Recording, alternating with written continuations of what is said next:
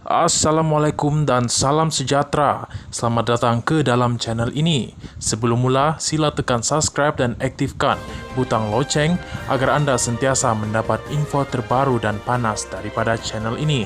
Terima kasih.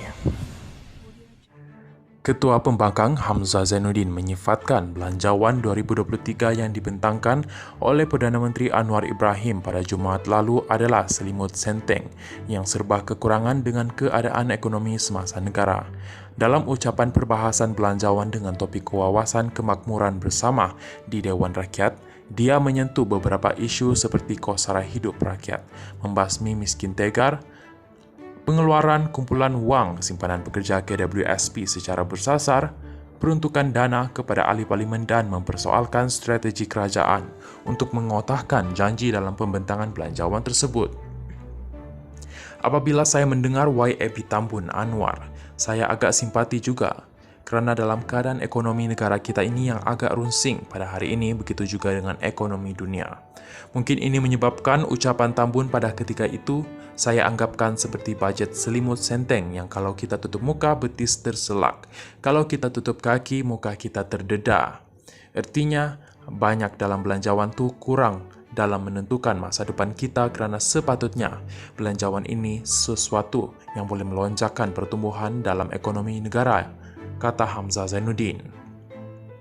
Hamzah turut menyentuh iltizam Anwar untuk menoktakan isu miskin tegar pada tahun ini dengan mempersoalkan strategi tersebut memandangkan objektif itu perlu dicapai dalam masa yang berbaki 9 bulan. Apabila YB Tambun menjelaskan tentang untuk menoktakan kemiskinan dalam tahun ini juga saya ucapkan syabas dan tanya kita beri tepukan. Ini menunjukkan beliau betul-betul simpati kemiskinan tegar. Tapi biarlah kita boleh capai sebab kita hanya tinggal lebih kurang 9 bulan. Saya rasa tukar sikit ayat, bukan noktakan tapi kurangkan kemiskinan sifar sebab tak ada strategi katanya. Perbahasan Hamzah selama 90 minit turut menyaksikan celahan daripada pihak pembangkang dan juga kerajaan sehingga menimbulkan sedikit kekecohan di Dewan Rakyat.